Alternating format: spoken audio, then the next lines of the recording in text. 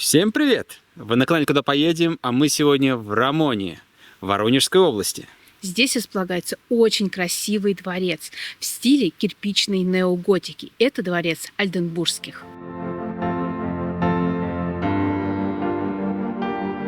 Дворец Альденбургских – это усадебный дом конца XIX века, принадлежавший представителям российского герцогского и княжеского рода немецкого происхождения Евгении Максимилиановне и Александру Петровичу Альденбургским. В конце XIX века это имение с сахарным заводом купила Евгения Максимилиановна. Она занималась обустройством не только своего дворца, но и жизни всего села Рамонь. Были построены столовая, лечебница для местных жителей, водонапорная башня, железная дорога и даже первая в России конфетная фабрика с использованием паровых машин. Сейчас мы пойдем внутрь дворца Альденбургских. Там находятся две экспозиции на первом этаже и на цокольном. На цокольном этаже расположена экспозиция «На благо Отечества». Она разделена на 9 тематических залов, каждый из которых рассказывает об основных видах деятельности, так называемых достойных делах, семьи Альденбургских.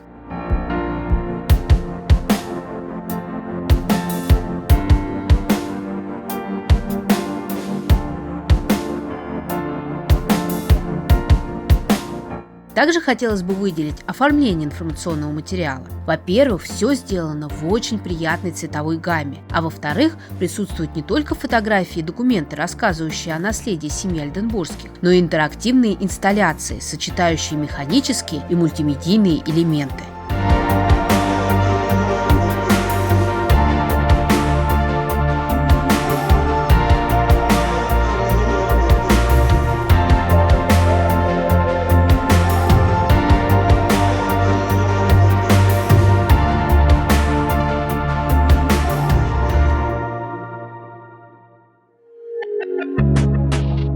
А теперь посмотрим, что же сохранилось от интерьеров дворца.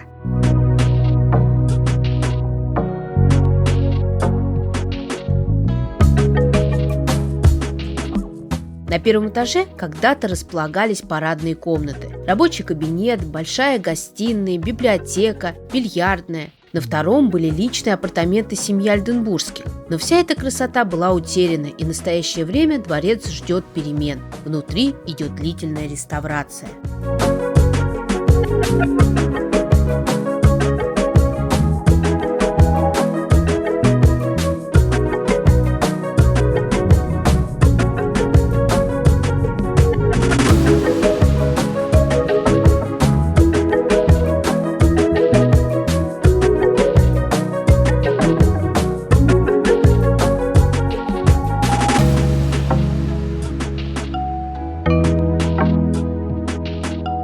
Для гостей доступен только первый этаж, где можно посмотреть на сохранившиеся интерьеры и пофантазировать, как это могло выглядеть раньше. В танцевальном зале сейчас пусто, но есть чем полюбоваться. Изразцовые печи и фотографии, на которых мы видим, как этот зал выглядел в конце XIX века.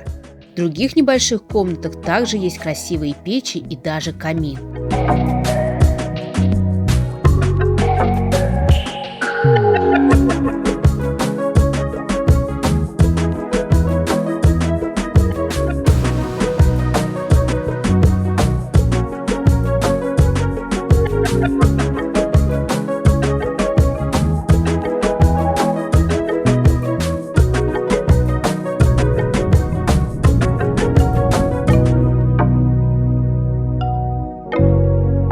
Из гостиной окна выходят на веранду с видом на Нижний парк. Если вы спуститесь по лестнице вниз, то увидите грот с фонтаном, а в самом низу, за забором, находятся руины сахарного завода.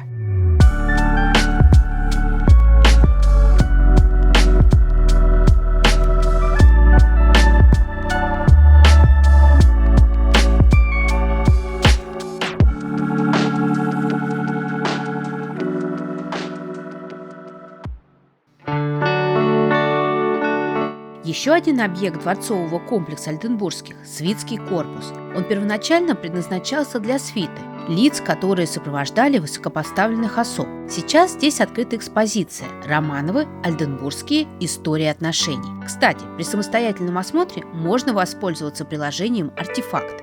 Молитвословы получили широкое распространение только после того, как в Европе появились книгопечатные станки.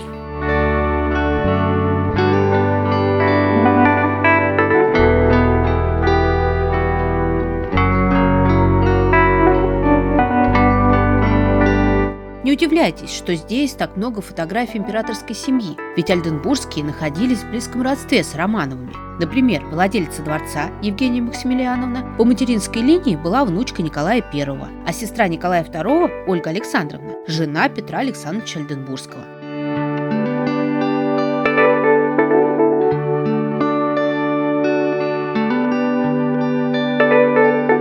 Собственно, эта экспозиция должна раскрыть всю связь этих семей. Здесь представлены личные вещи, мебель, детские игрушки конца 19-го, начала 20 века, копии фотографий и писем из семейных архивов, акварели великой княгини Ольги Александровны.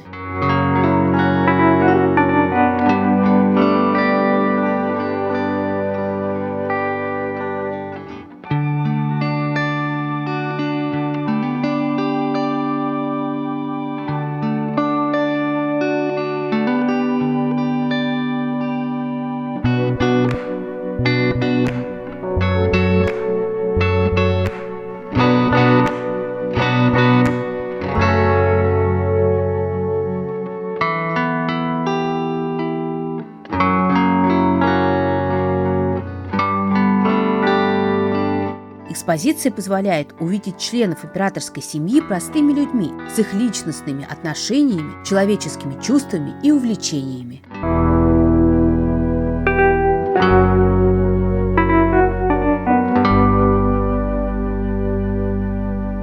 Еще одна экспозиция находится в фельдшерском корпусе, и данная выставка называется «Краски жизни». Это небольшое кирпичное здание, которое входило в комплекс Рамонской лечебницы, построенной в конце 20 века. В 2023 году в нем открылась экспозиция «Краски жизни», посвященная великой княгине Ольге Александровне. Именно ее глазами мы увидим будни и праздники жителей села Рамонь начала 20 века, однодворцев. Это были потомки служилых людей, охранявших границы государства. За службу они получали земли и особое положение в обществе. Экспозиция выстроена таким образом, что мы знакомимся со всеми циклами жизни села, от рождения до смерти, от весны к зиме и так далее. На красных язычках так называемый однотворческий толковый словарь.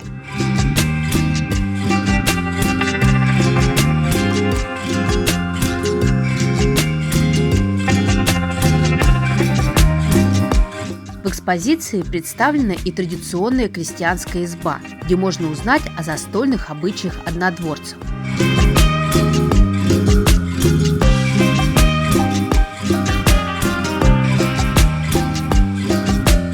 Также увидеть основные орудия труда и предметы, необходимые в поле и на реке.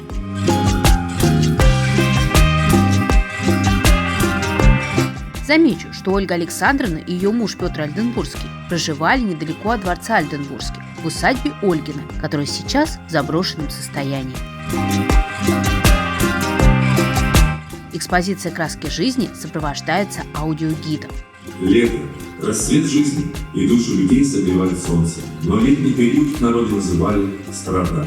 От слова «страдать» перевод из древнерусского «стараться», «добиваться», «усердно работать».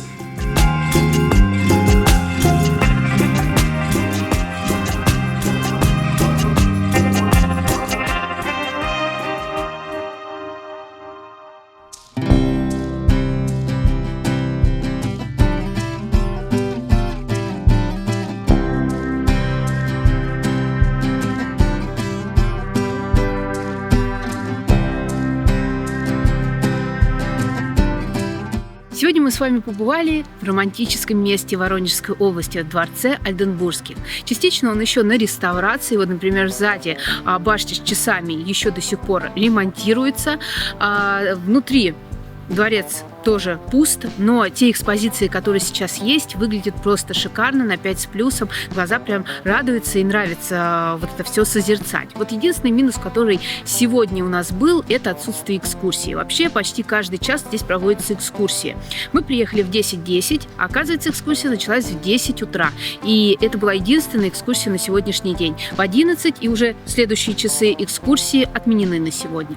Но я надеюсь, что мы обязательно приедем в следующий раз, уже когда дворец будет полностью готов, ну или хотя бы частично, и мы вам советуем это прекрасное место. Спасибо, что досмотрели и этот наш выпуск до конца. Нам в очередной раз было с вами очень классно. До новых встреч! Пока!